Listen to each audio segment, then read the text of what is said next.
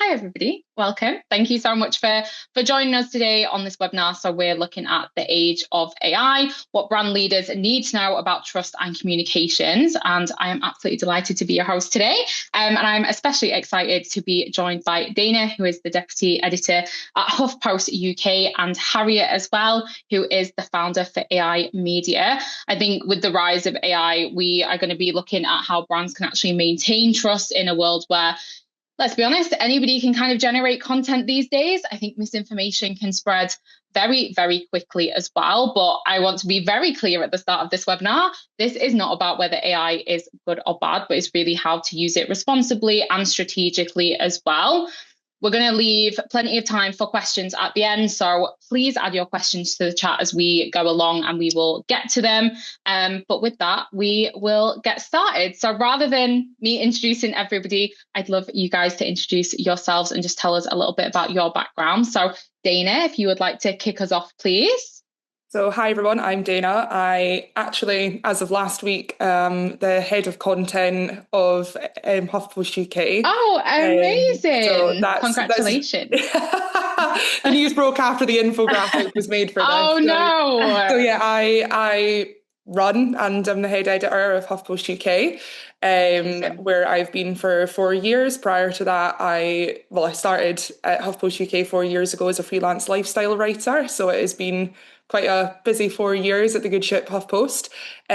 We cover everything from politics and entertainment to spiky lifestyle angles, parents, and we have our own video vertical as well. So it's always a really big mix of stuff. Prior to that, I think I'm probably best known for my sex and relationships writing, not about my own personally, other people's is way more interesting. I'm also the Time Out correspondent for Edinburgh and Glasgow, if you've not been able to guess by my accent yet. And yeah, I also teach BA journalism as well. So here, there, and everywhere. Crazy. I do honestly not know how you have a second. So we so appreciate you joining us today, and congratulations as well. Thank you. And Harriet, over to you. Congratulations. So my name is Harriet Meyer. My background is consumer finance journalism. So I worked as a consumer finance journalist across most of the nationals. I started at the Telegraph about 20 or so years ago, and worked at The Guardian, The Observer, BBC for a bit, and basically pretty much everywhere at some point. Everywhere. Yeah.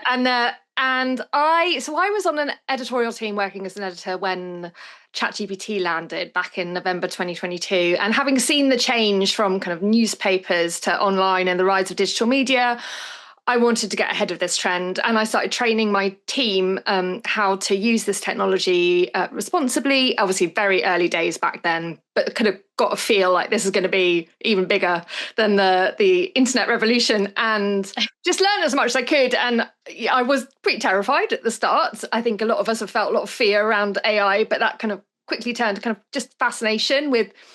And I read and learned as much as I could, and just applied my kind of journalist skill set. So like digging through stuff to learn about it, and set up AI for Media, which is with the aim. And I've trained hundreds of PR, comms and editorial teams since I founded that a few years ago, in how to use AI without losing your judgment or minds in the process. I think the latter part is becoming more important. So that's me. Yeah, absolutely. Thank you so much, Harriet. I know we spoke earlier and we were just saying it's messy. People have a lot of fear around it. So I think these conversations, this is definitely not going to be the last conversation that we have. I think this is definitely going to be an ongoing thing that we are talking about. And I guess from your perspective, kind of what makes a brand trustworthy when we start to think about this AI-driven world? As I said before, we know a lot of people can now generate content, they can spread that misinformation. So what does make a brand trustworthy to you, especially from like a journalist perspective, Dayna? I mean, for us, like we obviously, I find it so interesting what you were just saying, Harry, about like getting ahead of it. And I think like if we were having this conversation a year ago, it'd be such a different panel. And I think it's developing so quickly, and you've got to be so ahead of it. Which when you're sort of running an editorial team or a national pub, you've the amount of awareness that you have to have as well as your own team is crazy. Like a year ago, we would never have had a conversation about AI experts in terms of as in someone has AI generated an expert of a subject and you're having to double check everything to make sure the person is actually real, which is just absolutely wild. If you told me that a couple of years ago, that's something I'd be dealing with on a daily basis, I wouldn't have believed you. I think now more than ever, your trusted relationships with brands and certain PRs is the most important it's ever been. I, obviously having been a writer for so long, I've got my trusted black book, but it definitely is having an impact on new PRs coming into this like trusted space. And it's so different now in terms of how you build that relationship as well. I've got trusted brands that I work with because we've got years of history, we're weathering the same AI storm together. And certainly when someone new crops up now, you really have to do your digging as a journalist to make sure, yes, it's a brand. Of course, it's, it may be even a brand that you've heard of, but you have to make sure that all the information that you're being provided is from trusted sources within that brand and it's quite...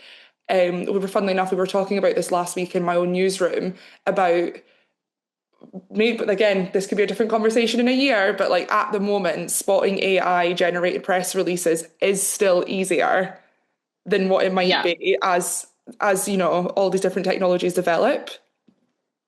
Yeah, 100%. I think that's a really interesting point as well, Dayna, of like, I think people think you can't spot it, but it is definitely going to get harder and harder to spot those AI generated pictures. I guess it'll definitely get harder. I mean, at the moment, I'm still looking for the same thing I've always looked for, which is like a really strong subject line, a really strong exclusive, a really strong expert comment. That'll never change. But you can even tell on a subject line that's been sort of AI generated as well. So it's quite a quick off put as well.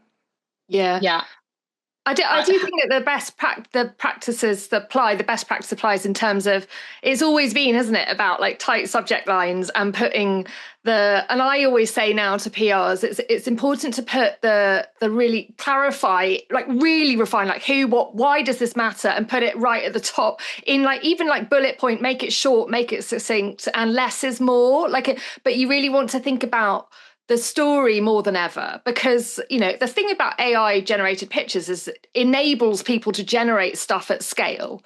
And if journalists have always been bombarded, like we've always, you've always had hundreds and hundreds of press releases per day. I just, you got used to like bulk deleting them as a journalist. And like Dane said, it's like what stands out is what has always stood out. But I think that trusted relationship thing is so important. And I was going to add a point that it's a bit meta, but part of when I train journalists to use AI is this building verified source lists, is because you can actually use AI to, if you set it up really carefully, to pull like lists of sources. So you've got your experts that you would normally speak to, like we all have like our book of experts who we trust and we know they're real, and then you might add to that, but you can use AI to kind of check their, like, so you can quickly check that they are actually a real person. And it's awful that we have to do this, but it's just where we're at this messy stage right now where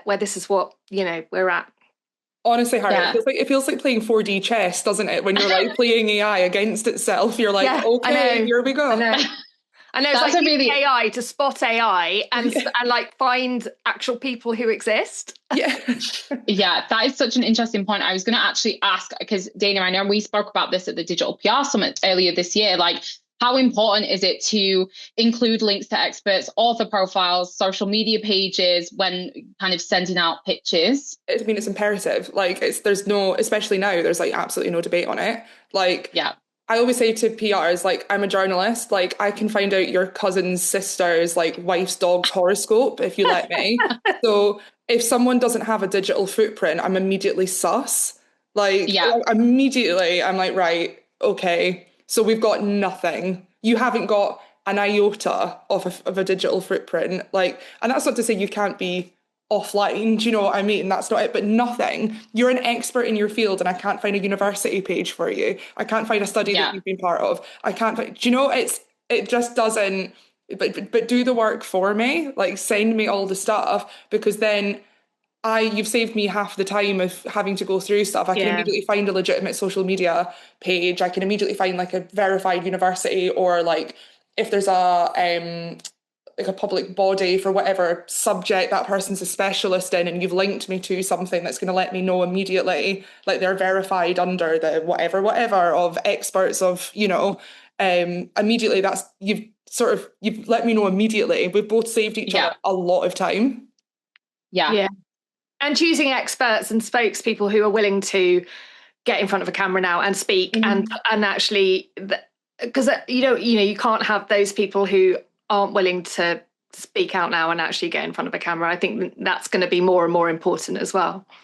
100%. Something that we're seeing even from a PR perspective is more people just wanting to set up a Zoom call and actually have I think even a year ago, we'd be like, oh, send the questions. They'd send us the questions and then we'd answer them and we'd send those over. And now they're like, oh, well, here are the questions, but can I get on a call and ask these so that it's just face to face? So definitely think that is something that is really important. And also, I'm sure if the story's good, but it's not stand out, surely not having those links to those author profiles or like verifying those sources, is there part of you, Dayna, that is like, do we need to cover this? Like there's other stories that we could cover.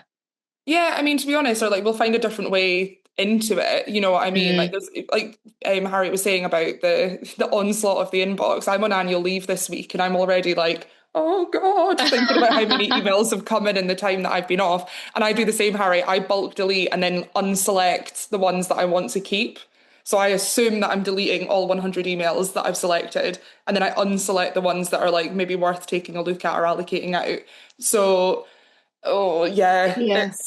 And journalists have AIs now which are set up little assistants to triage their inboxes and all sorts of things. Oh God, all sorts. I mean, again, as well, like if you've bulk sent out a press release as well, and like maybe there is like a strong topic in it, or maybe something, I can go on to Gemini and ask, like, give me all the articles that have been published around this topic recently, and I find out it's a press release that you've sent to like the Metro the week before. And like that's not of any use to me now, unless it's like a massive important study from like a huge brand that of course we'd cover. But if you're just like slowly drip feeding the same info, I can find that out using AI as well. Yeah, I think that's a really important point. That's definitely something that we have been talking to a lot of people on recently of like, you have to really think about the stories that are going to get cut through. It can't just be information that we can go to ChatGPT, ask ChatGPT, for example, and it comes out with the answer straight away. Like we really have to think of those different ways into those stories.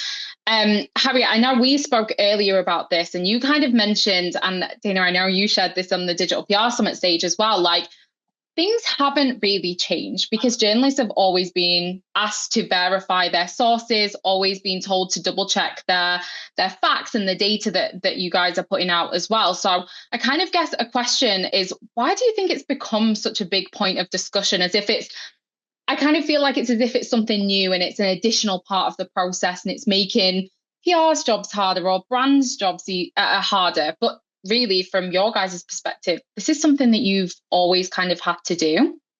I mean, yeah, if you were writing an article, 10 years ago, whatever, you might find some useful information on a random blog somewhere or posted, and you might think, oh, but I need to double check that. Where's that come from? Is it, that's instinctive as part of being a journalist. You want to check the government source or wherever it's come from, or get the actual data. But I suppose, I mean, it's around fear, isn't it? I mean, like it's basically like, and I think it's right. I think actually the skepticism that journalists come to is so important at the moment with AI in terms of you need that skepticism and you need to check whether something is accurate or not. That's become more important. So it's whether you can trust what you're reading or you're seeing. Obviously, we know that, AI can generate multiple forms of content.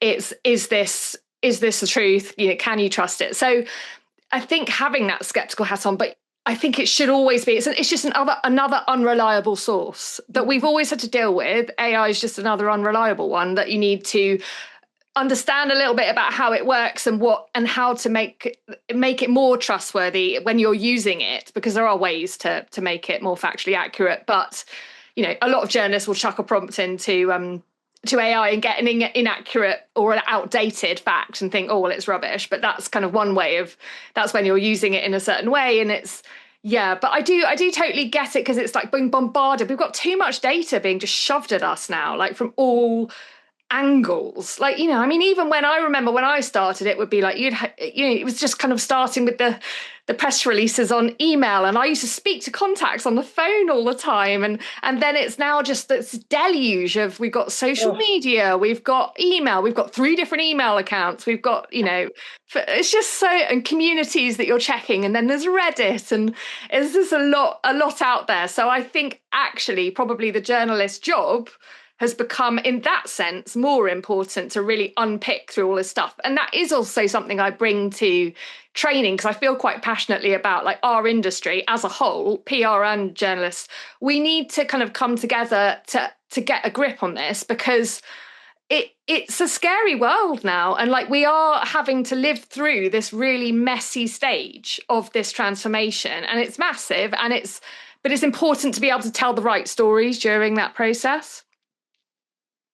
Yeah, 100%. I think that's so true. And I love how passionately you just spoke on that as well, because I think a lot of people do need to hear that, of like, we're all kind of muddling our way through. And I think the best way to move forward is together. And, if PRs can make journalists' jobs easier, then we need to be doing everything we can to really navigate that landscape with you guys as well. I guess kind of we kind of touched on this a little bit, but how do brands really demonstrate that genuine expertise? I guess it is making sure that it's not just something that you can go and find on ChatGPT, for example. Yeah, I think from like our side of it, actually, just what Harriet was saying, we were talking about this recently about it's all about media literacy, really, isn't it? And we were comparing it, like, sort of having to learn about AI. I genuinely feel like it's been flip reversed on me when I had to sit my parents down and tell them that not everything on Facebook is real. Yeah, I think we've all had that conversation. You can't just see a community Facebook post and be like, oh my God, can you believe this happened? And you're like, well, no, it didn't happen. And like, genuinely, and now I feel a bit like the boomer parent with AI, where like you're having to learn it really quickly. And also how to use it, to help you as opposed to just hinder. In terms of what PRs can do, though, to build that trusted source, I mean, it's like I said before, it's having it all out in the open really clearly. I mean, again, we're not reinventing the wheel here with AI now being, center stage. It still boils down to a strong story.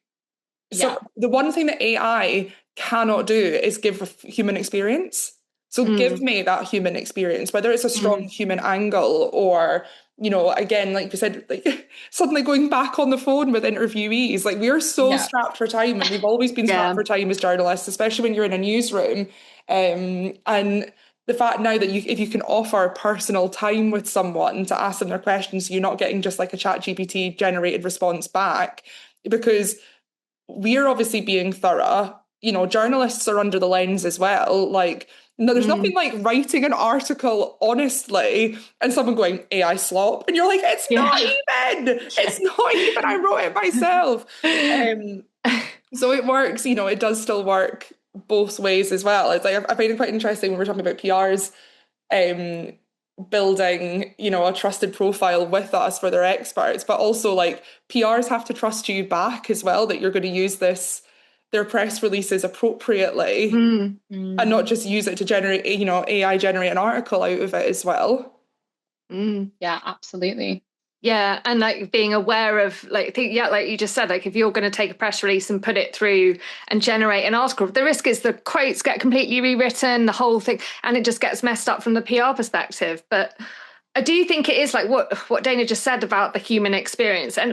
But so if you're a brand and you've got like loyal, like really engaging with your customer stories and what like bringing the case studies and the examples to the table that AI doesn't have, and like AI is trained on everything online, and that includes like Reddit threads, Facebook posts, everything it can find. If it's behind a paywall, don't think that it's still somebody would have put it into an AI model.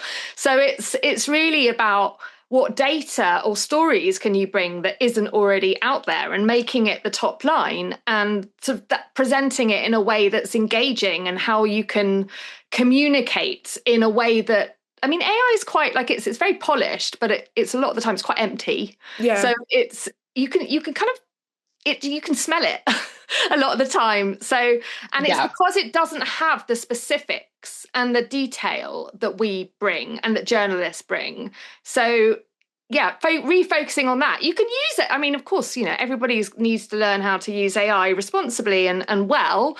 And there's brilliant ways you can use it in stories and campaigns and all sorts. But we can really lean into the other side of it. It's when we're talking as well about going back onto the phone with experts. Another thing that I've found really valuable, like in the face of AI and AI generated releases and, all of this side of things, is going back to surveys and having like 1,000 people surveyed on their opinions on stuff. And suddenly that's become really valuable again. I still, when I do have time to write my own stuff, a lot of it now is going out and asking people their opinions again, or partnering with brands to produce our own report into, like in my case, for instance, it might be a dating behavior or whatever. Asking 1,000 single men between a certain age bracket what they think about certain things. And AI can't do that. That's something that AI can't do. That's still really strong, original, quantitative. Yeah. And I think it's the stuff that people want to engage with now. I think there is a lot of, there is a lot of just overwhelm with with AI and the AI slop and everything now, and can you trust and everything and fear around it. And so I do think that people crave those human stories and will really engage with them. And maybe that's an opportunity for brands to, if they lean into that side, and the surveys and the communities as well. I do think communities are having a bit of a resurgence. Yeah. Oh my God, Reddit. I know. Back on Reddit. Like, I love a bit of Reddit. Me too. But again, Reddit's becoming so popular. Yeah, and also some of the ways that, a journalist in one of my sessions the other day built a tool to mine Reddit for stories and all this kind of stuff. And it is great what you can pick up on these things. It's what real people are talking about.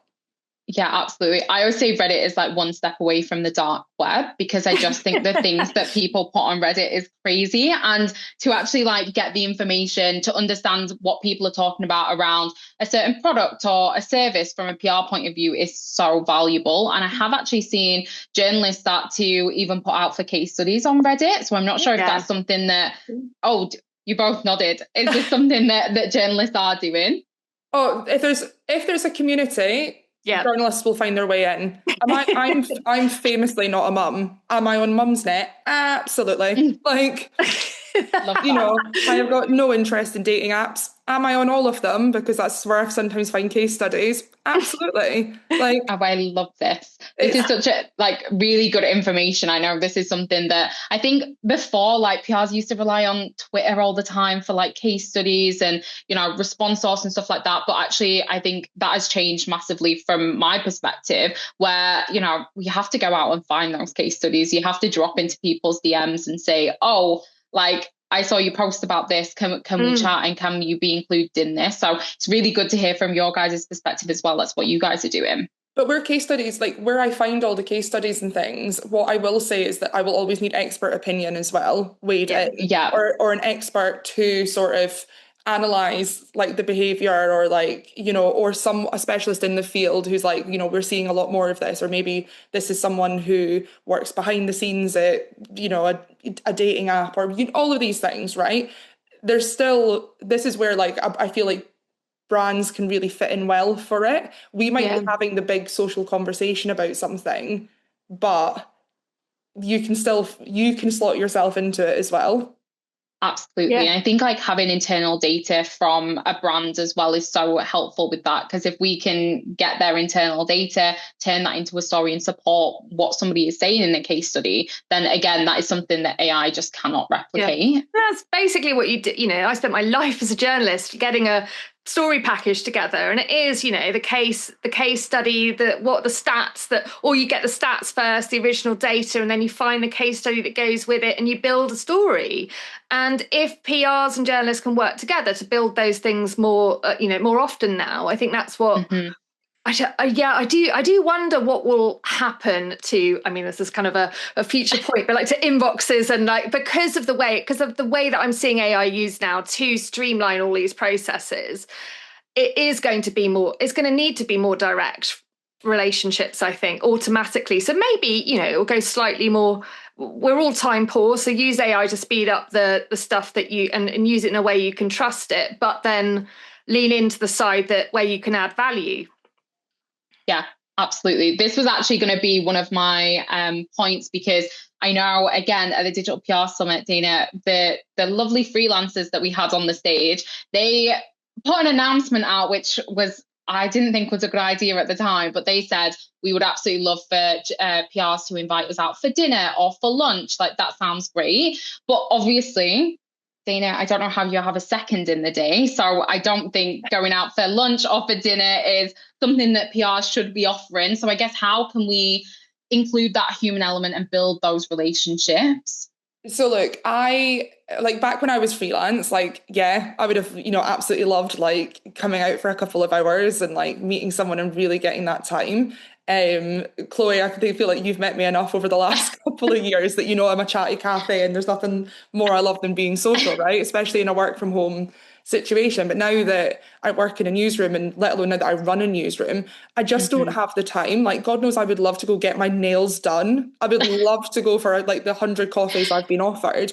One of the best PR experiences ever, and I won't name names about it because she'll be really embarrassed, but she emailed me and was like, I know you're completely starved on time. Can I book 10 minutes in your calendar and just give you a run through of everything we're working on, and you can handpick what you think would work for HuffPost? And we now, years on, have such a brilliant relationship because I work with her so often. But that's my favorite thing. Give me everything in 5 minutes. Give me it in 10. I'll handpick it, because again, just the journalist brain, and Harriet, I think you'd agree with this. When you're being fed info, your brain's immediately oh, I could be doing this with it, or oh, that'd be perfect for that, or that works with this. And that I would love to have a virtual coffee with everyone, right? But I just don't have half an hour, 40 minutes, an hour to dedicate to every single PR. I wish I did. I'm also based out of Edinburgh. I get very little time in London when I am down. So yeah, I think being able to condense what you're selling into a very quick pitch is actually such an art form. And it's one of my favorite ways to sort of interact with PRs as well. I'll be like, do you know what? Let's jump on for 10 minutes. You tell me exactly what you've got going on. Done. Yeah, absolutely. The elevator pitch is back. Again, though, it is the time. Look, newsrooms especially. Again, it's different for freelancers, but newsrooms are strapped. We are working at in my opinion, in all the years I've been in journalism, we are working at our hardest with the least staffing ever, and that is Harry, I don't know if you agree with this, but across the board, yeah, across the board, that's how it is. So it's a bit like with using AI almost. It's trying to do things the smartest way you possibly can so that you can still maintain all these important relationships. At the end of the day, we're talking a lot about how PRs can build these relationships with journalists. Journalists also want these relationships. Yeah. It's also on us as well. Yeah, and it's also, I think it's got really hard now for journalists to find experts and build those out, because journalists are really strapped for time, and then they've got AI risks around, is this person real or not? Whereas I used to put out back in the day, I used to constantly like response source, all the time, like putting out like, I need a case for this, I need somebody for this, I can experts on whoever they were. I was looking for it on Twitter, hashtag journal request. Yeah, time. And then you knew, and then you would just, you're working at such speed, and you're just grabbing these quotes and putting these articles together. And now you can't do that because you'd be paranoid, like that you're using something that's not accurate. And so it has got harder. So this is what I mean by, I think it's like working together, and it is, it's definitely harder. So I think, what Dayna said there, just build bite-size, building these relationships is important. Mm-hmm. Yeah. Dayna, working in a team as well, kind of when you're speaking to maybe people who are just starting out as a journalist, would you suggest that is actually a really good time to make those connections and build those relationships? Is that something PRs should really go after and nurture with people just starting out in the industry? Absolutely. I mean, when I first started out in journalism, so we're going back like 15 years, like about 15 years. I actually went into it freelance, so I really had to graft to meet people and sort of networking. And it wasn't until I got my first few pieces published that people were like, "Okay, we'll take her seriously." There's her silly little sex stories are taking off. Good for her. But certainly, especially when you start seeing new people in newsrooms, that's a great time to reach out. That's a great time to reach out, because like that's when the little black book ain't as packed. And that's 100%. also a really strong time to show that you are a credible PR and you have credible experts and you have credible sources. Yeah, absolutely. I know when I started out as a PR, one of my KPIs was how many journalists you could get to sit down with for a coffee with you. And like, that was a big part of the role when I first started, which, as you can imagine, fresh out of uni, I was terrified, but it was a really good way to meet journalists and actually speak to them. So I think but as you say, Dayna, like, you are incredibly busy, but then if we can get more like junior journalists to start building up those relationships, that's only good for PRs, only good for journalists as well. So I think that's a really nice piece of advice. I think it's also like quite a key bit of time to sort of give a bit of advice I love giving to PRs as well, is like, it's personal, but don't make it too personal. Like, even now, like, I'm on annual leave and I have had PRs feel comfortable to DM me on Instagram and be like, "Hey, I know you're on I got you out of office." Well, there's your first mistake. There's your error one. It's the fact that you've DM'd me going, "Oh, I know you're on annual leave." Well, that's just alerted to me that you've got absolutely no respect for my time and space. 100%. I've had PRs not email me this week. WhatsApp me this week to my personal phone. Now, I threaten to block people if they dare message me when I'm on holiday. I'm like, you will just be blocked because I have no time for that. I don't even tell people now. No, you'll just never hear from me again in the end. Yeah, I think that's such an important point as well, of like making sure that there is a boundary there. Like it's a professional relationship as well, and it's so easy to damage those relationships, I think, with journalists. Mm-hmm. I know, Harriet, something you obviously work very closely with media teams to kind of use AI wisely. And I know you've mentioned that a couple of times in this as well. But I guess especially when it comes to like streamlining workflows, could you kind of give us some examples where AI is especially useful for media teams? Yeah, so I suppose, when I say media teams, I mean like editorial and PR and comms teams, and they're slightly different use cases, but similar in many ways. So I would say very, very useful streamlining particular, either repetitive stuff where just digging into massive amounts of data. So, AI can like scan and stress test and handle volume in a way that humans simply can't. And it's about, but you've always got to know that you own the story, you apply your judgment, your know-how about what is actually going to connect with the readers. I think more important than ever, and I've always done this as a journalist anyway, is you sit back from a piece and you put yourself in the reader's shoes and you kind of like reflect on what you read through your piece as if you're the reader and what's missing, that kind of stuff.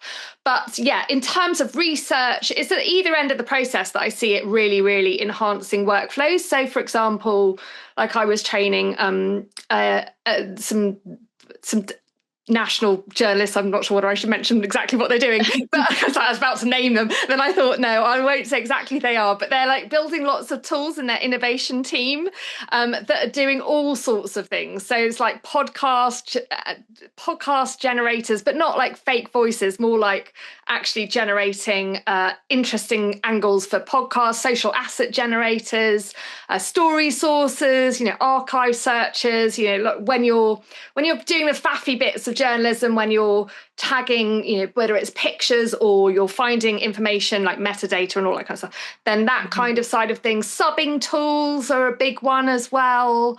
Oh my God, yes. Yes, briefing assistants. And when it comes to like media teams on the PR side, it would be more like reputational risk analyzers, journalist trackers, building like media databases, tracking client coverage, so media monitoring, but that kind of can apply across the board.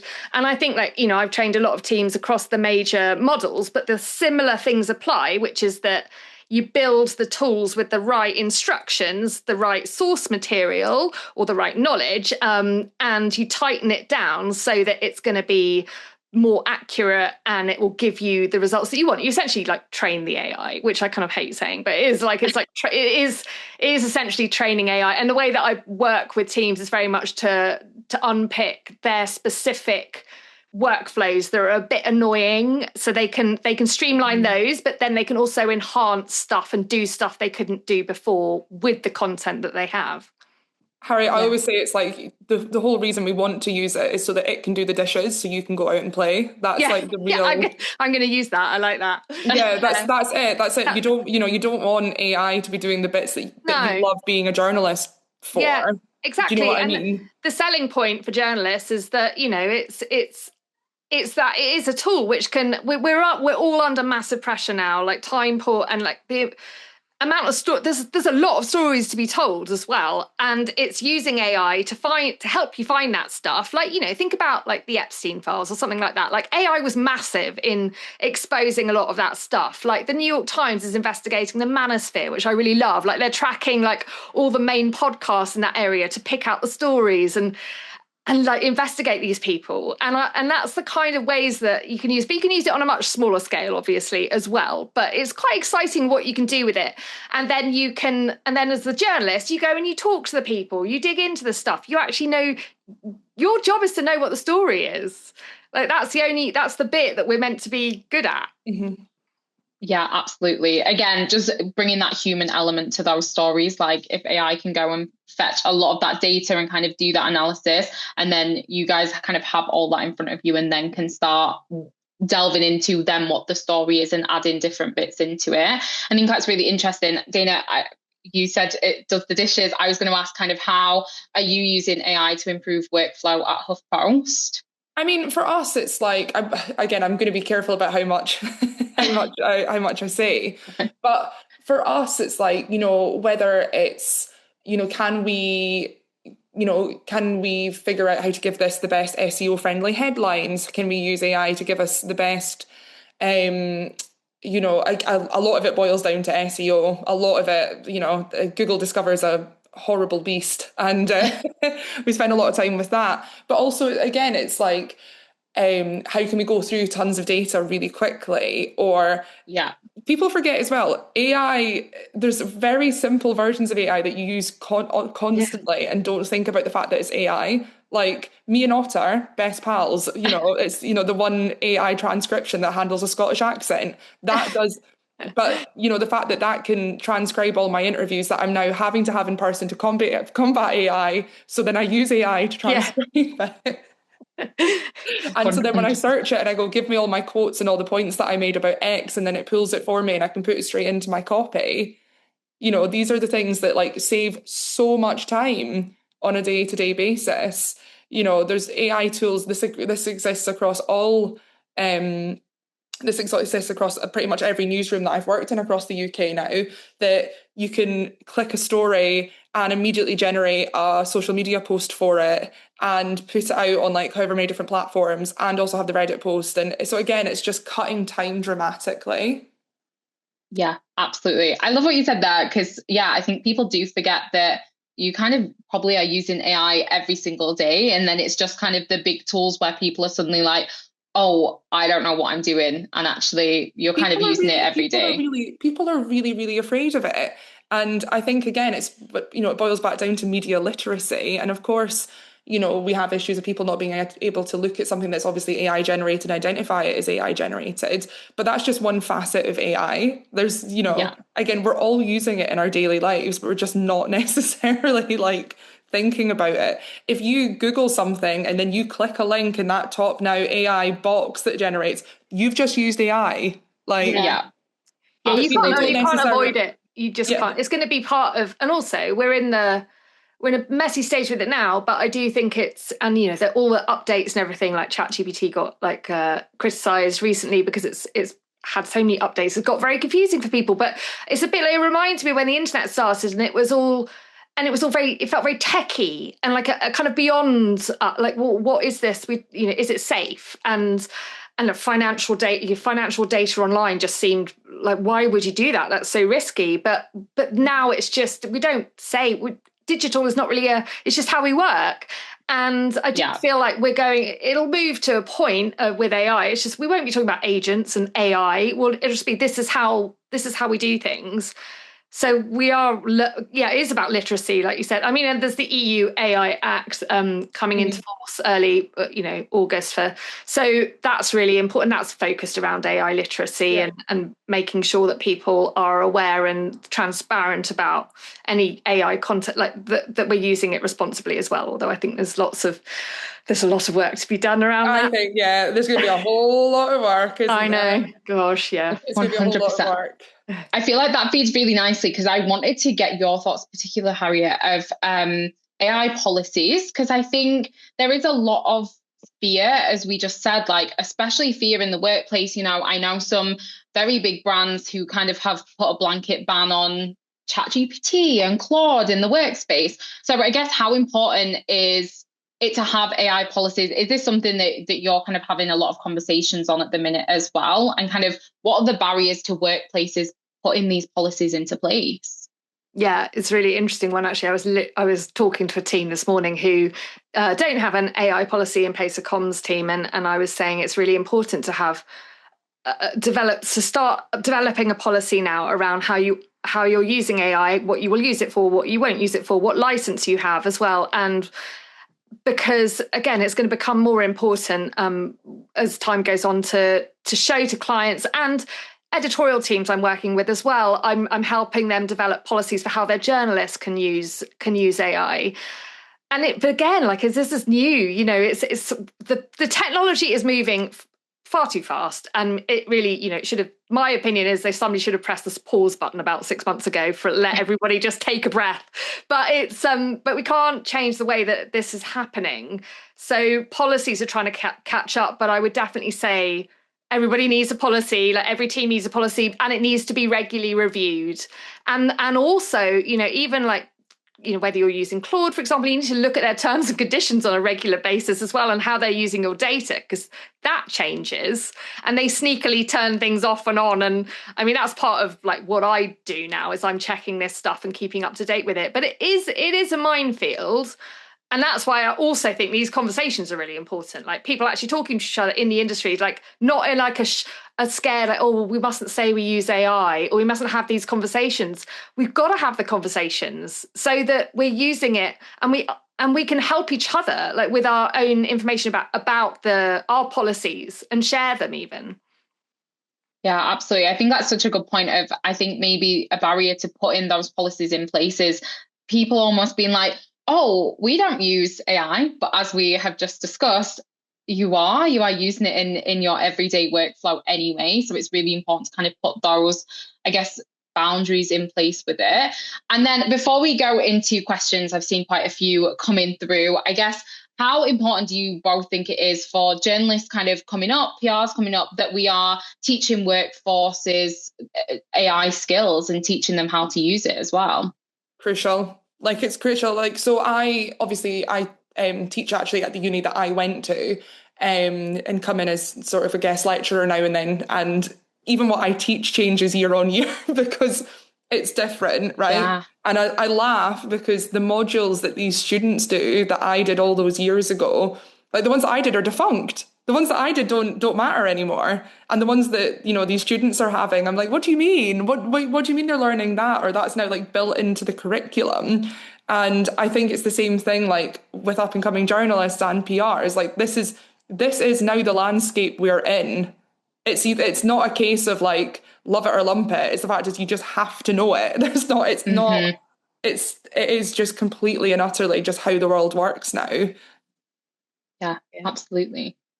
Yeah, and it's any AI content now, whatever form it is, has to in terms of under the EU AI Act, it has to be labelled as such as AI generated. So it's important to be aware of the lines as well and to brush up on where we're at now and where things are going. And you can't, it's just part of like, you've got to have the AI literacy skills alongside. And again, like that is actually, but it's a very broad term, isn't it? I get a bit annoyed with people going, AI literacy. Well, what does that mean? And, and it's only just starting now. I mean, the UK government did a terrible job of doing some kind of course around it, which was completely inaccessible. But yeah, there's been all sorts of things, but it's just so important now. You just can't bury your head in the sand, basically, even if you want to. Yeah, 100%. We actually had a question about the AI Act that's coming into effect. So somebody asked kind of what is the best practices about providing transparency on AI generated content as the Act starts to come in? I mean, my advice generally would always be label AI. If it's like, for example, if it's an image or if it's a video or if it's a graphic, it has to be labeled as AI generated. I don't think that's where you can't draw a line. I think when there is a bit of a grey area around content in that it depends whether how heavily assisted it has been with the AI, because effectively, like Dayna said, look, you're using AI if you're using spell check, like it's like you can't, it's going to be part of just how we write, and it's going to be part of every form of content now. But if it's an entirely AI generated article, then yes, it should be labeled as such at the moment. Yeah, absolutely. And then somebody else has asked, how do you handle the data overload / analysis I can't say that word. Paralysis. Thank you, guys. And actually find the golden nuggets that are the most valuable and worth going after. Again, people are going to be so bored of me saying this. Comes down to you as a PR selling me the sexiest line of it. I want that in the subject line. I want to see it immediately. I want to be scrolling through all those things that I've selected to delete and then see your pitch and be like, oh, yes, that's a bit of me. That PR knows what I cover. That PR knows how to make a HuffPost. That PR knows that is like classic Dayna McAlpine content and I'm going to be interested in it. Like, there's so much to wade through, right? But I can tell within the first 4 words of a subject line whether I'm going to give a shit or not. Yeah, absolutely. I think that I think this is just the basis of PR, is making sure that you know that journalist, you know the publications that they write for, you understand the types of stories that they write as well, their style sometimes, and just mimicking that. So you are, as you say, if you see that in your inbox and you're like, oh, they know me. They've read my stuff. I mean, I know it's really, really blunt advice, but it is, it's, would you read it? That's another thing I always say to PR is like, would you read it? No? Yeah. Then why am I reading it? This is something I talk to my team about a lot, because, if I'm reading a pitch and I'm like, oh, this is heavy. I'm like, a journalist needs to read this. So we need to keep them engaged in every paragraph. I need to be like, oh, I'm excited by this. But also know the publication inside and out, because it's also just wasting your time, like cold pitching out to things that would never cover your story. Like, if you're doing a campaign for like, some pop-up or like weird thing to do with Jaffa Cake biscuits or something like that. And that's just something that we'd never cover because we don't cover that level of like commercial story. Why are you chasing the journalist? They've never covered that, or that their publication doesn't cover that. Or, there's things that we do that stylist won't do, and there's things that stylists do that the Metro might not do, and there's things that, you know, like when you look absolutely along down that chain, it is exhausting. And, you know, basically, like, how do you get through the sort of paralysis of it? You just have to. Like, that's, again, really probably rubbish advice, but like, we just have to. You know, it's just about like, if this is where that trusted relationship comes from. If I filter my inbox by a PR that I love working with, and I see, you know, their subject lines, I immediately am like, bang, bang, bang, I want all three of those. Yeah, absolutely. And I guess, Harriet, from your perspective as well, I know you mentioned that you're kind of working with a lot of teams to put tools in place that can kind of do this digging for you as well. Yeah, absolutely. I mean, actually, I was just thinking that from a PR perspective, it's a great opportunity for PRs to do the really in-depth research on these publications and to understand them and the kinds of stories that they cover more effectively by using like the deep research tools and setting up projects in Claude or ChatGPT or whatever you're using, or even like an agent to do this process, so that you can get an understanding. Because, you know, the way that we always used to do it, you know, I used to open my laptop and then you'd click onto the websites that you would be reading, scanning the stories that day, and then you would think about your ideas. And I think that process, and actually stepping back as well, is still really important. Like the instincts on both sides, like journalist instinct, and like what clicks, what resonates, what stories jump out at you, but actually using AI to do the research on the publications to refine what they typically cover and how they differ from others and who to pitch to is a really useful way of using it. Yeah, absolutely. I feel like for somebody just starting out as well in PR, like it can be very confusing where you're like, what is the difference? I think that's a really good starting point to actually get to understand what each publication kind of covers, who they are, and then also doing a bit of a deep dive. So I think that's really good advice. And then Olivia has asked, if you were a new PR reaching out to the both of you, what are 3 things you should do to start building trust with you? I mean, first thing, send me some pictures that you know that I will want to cover, that has like me written all over it, and it gives me a good idea that you know what I cover. That's half of it's flattery, isn't it, really? Like, you know, if I feel that you've really like understood what I do and what I'm interested in, that's an immediate green flag, isn't it? Like, that's, you know, it's you know, and then when I click through and I see that there's like an exclusive element to it, or you're giving me time with someone and there's so much valuable like levels to it. It's also as well not hiding your brand in amongst the data as well. There are some brands or some types of brands that certain publications just won't work with. Like, we won't work with gambling sites or anything like that. That's just a blanket ban. So sending me something that looks really good that I want and then go in and you know I'm never going to use it is probably not the right way to do it. So especially when you're pitching out to publications for the first time, make sure you know what they do and do not cover, and certainly the language they use around certain topics as well. Yeah, absolutely. I think that the language that are used around certain topics is really interesting. That's definitely something that, from a PR point of view, that's where we get a lot of that from Reddit, of like how people actually talk about those things. I do think that is a really important thing to then try and, you know, replicate as you're talking about it. I think that is a really nice way to just be like, I really understand this. Yeah, I feel in a safe pair of hands when the PR really knows what they're talking about. And that sounds so obvious. Again, such an obvious statement. But like, if you really understand the thing that you are pitching out to me, and you know what people are saying about it, and you're demonstrating that, and you can say like, look, Dayna, this is all happening over in Reddit about this, and actually SEO search around it's gone up by this, and we've got these 2 case studies, and if you want, you can have it as an exclusive, and, you know, let's work together on this. Oh, it's like chef's kiss. It's just perfect. It lets me know, again, that you're just very literate in what I do or what my site does. 100%. Sorry, Harriet, I felt like I interrupted you. Were you going to say no? I couldn't add anything more to that, really. I think definitely being the specifics and the language now really matters. Like, I mean, even like I notice, I'm sure Dayna will know what I mean. If you get comments through, or if you get just an email and it's just like really bland and nothingy, like, I enjoyed your recent articles, blah blah blah, and like, you know, just like nothing. It's just a nothing.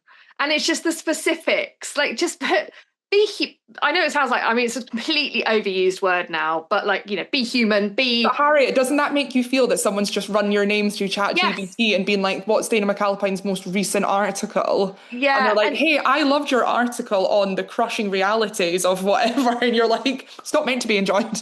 Yeah. And it's just, you can just tell there's just no brain or no thought behind it. So it's just that, I didn't mean that to sound really dismissive, by the way. It's just the. No, but it's true. Yeah, it's I know. true. It is. It's just like, so true. It is the specifics and natural language. Just like write the first, at least, you can use the AI to help you with a lot of this stuff, but put yourself into it. Like that's what I think is really important, is to put the value into it and think about the reader on the other end. Like, how are they going to react to it?